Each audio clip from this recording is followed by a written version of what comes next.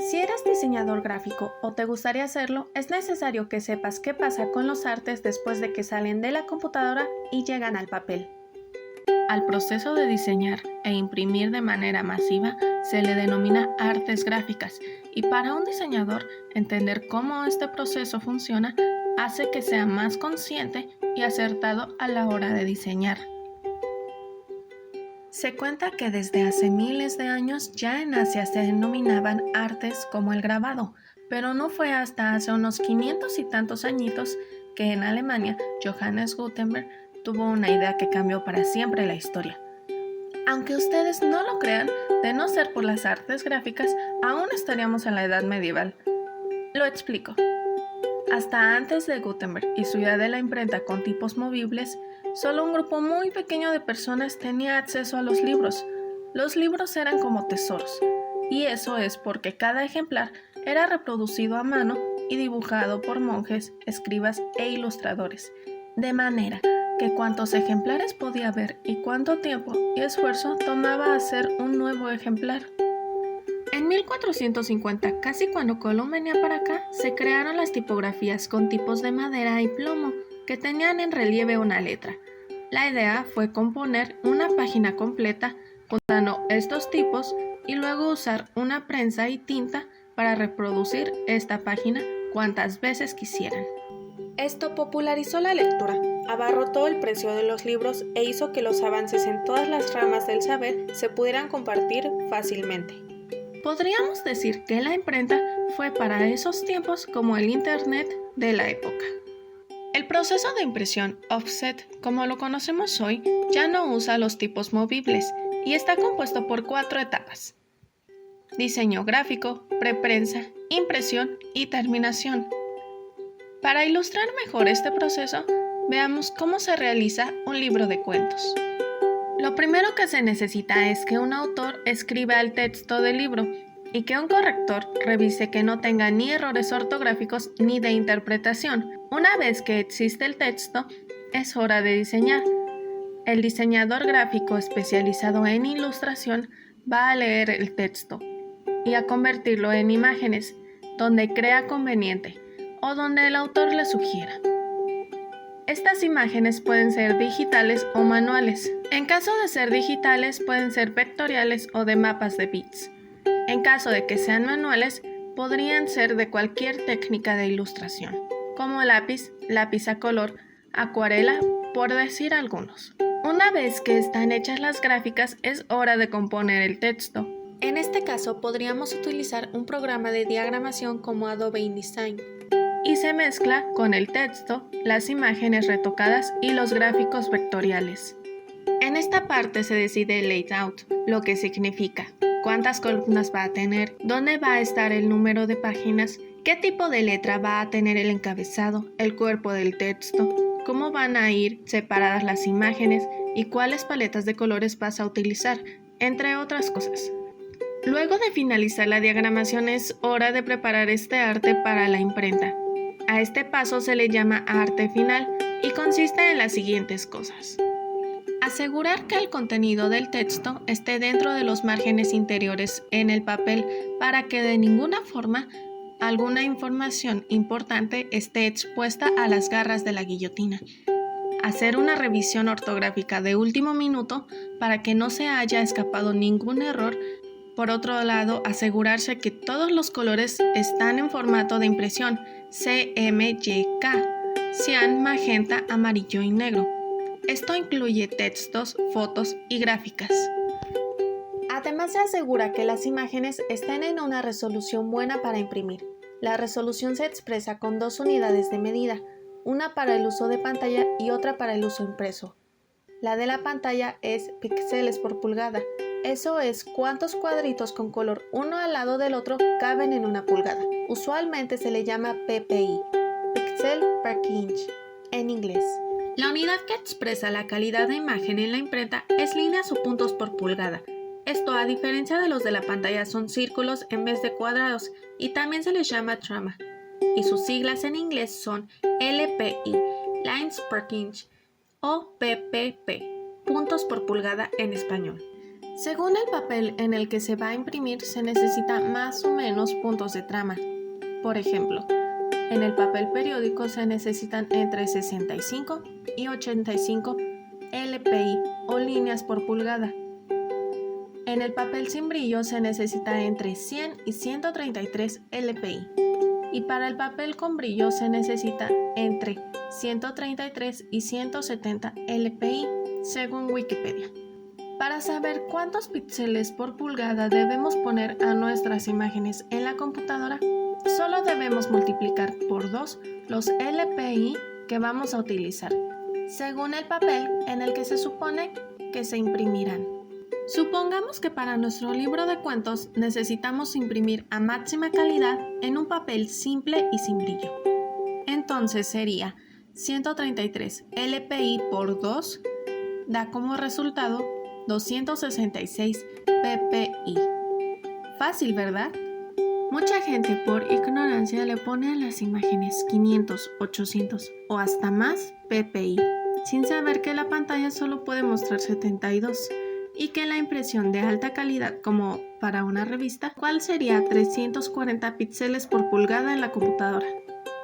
¿Qué está logrando entonces?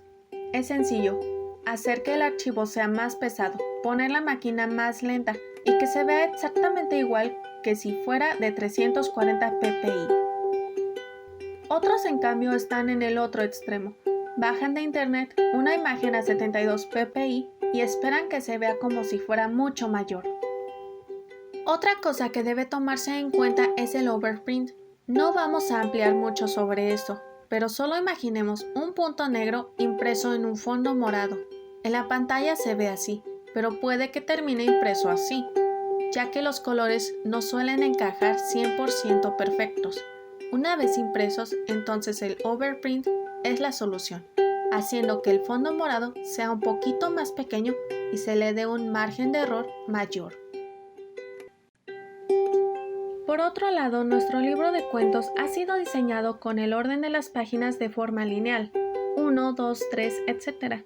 Pero si tomamos una hoja de algún periódico, podemos ver que en esta hoja tiene la página 1 y la página 16 de un lado, y la página 2 y la página 15 en el otro. Eso significa que a la hora de imprimir las páginas, el orden no fue lineal, ya que la imprenta se alimenta de páginas enormes, y podemos imprimir varias al mismo tiempo. Esa hoja grande con muchas páginas se le denomina pliego, y según la cantidad de páginas que pueda disponer, hay pliegos de 8, 16, 32, 64. Si vamos a imprimir nuestro libro en un pliego de 16 y supongamos que nuestro libro de cuentos tiene 64 páginas, en total podríamos tener de la página 1 a la 16 en un pliego y de la página 17 a la 32 en el siguiente, y así sucesivamente.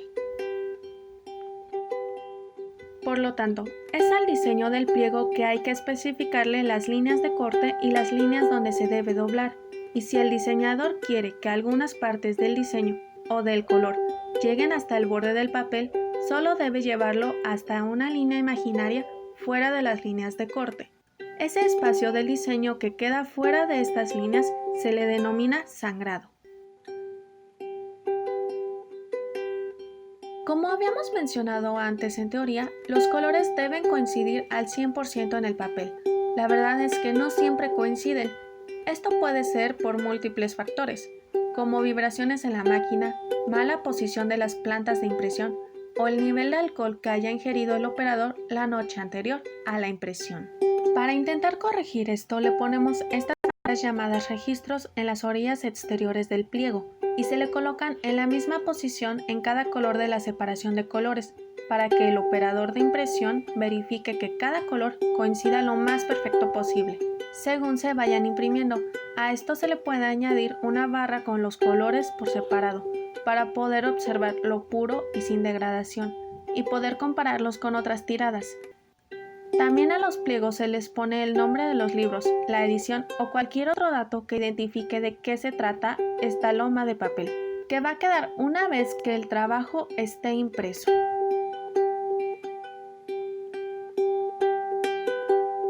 Habiendo tomado tomado todas estas consideraciones, ya tenemos nuestro diseño digital preparado para pasar del mundo virtual al mundo físico. La primera parte de esta conversión es separar el diseño en 4 colores: cian, magenta, amarillo y negro, y con estos logramos todos los demás colores. Ejemplo, con cian y magenta logramos azul, con cian y amarillo logramos el verde, y con amarillo y magenta logramos el rojo. Pero si mezclas los 3 originales, cian, amarillo y magenta al mismo tiempo, logramos el negro. Espera un momento. ¿Por qué son 4 y no 3 si la liga de cian, amarillo y magenta logra el negro? Vamos a ponerlo así. Imagínate que vamos a imprimir una Biblia que solo tiene texto y que solo es negro. Entonces se nos ocurre la maravillosa idea de hacerlo ligando cian, magenta y amarillo. ¿Qué conseguimos? Bueno, triplicamos el precio del trabajo. Hacemos triple trabajo de preprensa para hacer 3 negativos y triple trabajo de impresión para imprimir 3 colores. Y encima de esto, como las letras son tan pequeñas, el margen de error es más alto. Así que quedaría algo así. Ahora imagínate que todos los textos negros de los periódicos, revistas, catálogos, etc. se vieran de la misma forma y que costaran 3 veces más. En teoría se puede vivir sin negro, pero la práctica lo colocó como uno de los 4 principales, además de que le da acabado y contraste a las imágenes. El lado de los 3 termina siendo una especie de marrón oscuro sucio.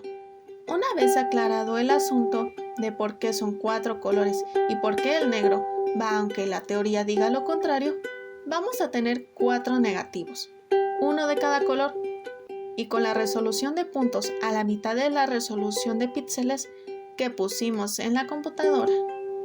Ahora, ¿qué hacemos con esto?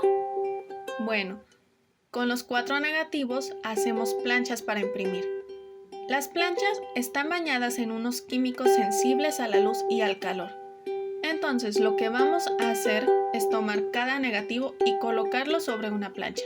Y esas planchas a su vez ponerlas a broncear para que solamente se afecte donde el negativo le deje pasar la luz. Y con esto tendremos 4 planchas, una de cada color, para imprimir un color a la vez sobre nuestro pliego de papel. Y este proceso funciona de la siguiente forma. La parte que se quemó de la plancha queda grasosa, pero el resto no. Entonces, unos rulos con agua mojan la plancha en la máquina de impresión. Pero como el agua y la grasa no se mezclan, donde la plancha se quemó queda seco. Entonces, la máquina moja de nuevo la plancha, pero esta vez con tinta de color, que se va imprimiendo, pero la tinta es a base grasa y no se pega en la parte de la plancha que está mojada. Solo se pega en la parte afectada por el negativo. Entonces el papel pasa por la plancha y la tinta se pega al papel para obtener nuestro primer color. Este proceso se repite con cada color por separado, revisando siempre entre color y color que las marcas de registro coincidan una encima de la otra y que los colores estén quedando puros y limpios. Ya por último, los pliegos impresos se doblan según las marcas puestas en el paso de arte final y se cortan todas juntas en las marcas de corte, dejando fuera las partes del diseño que llegan hasta el borde, es decir, las partes sangradas. Y el contenido queda protegido del corte gracias a que el diseñador tuvo el cuidado de dejar un espacio razonable y prudente de margen entre el diseño y el borde del papel. Luego los folios doblados y cortados son pegados o cosidos y se le pega la portada y contraportada. Y ya por fin nuestro libro de cuentos está listo para ir a la tienda. Así que la próxima vez que pases las páginas de un libro de cuentos, sabrás que no fue cuento todo lo que se hizo para que él sea una realidad.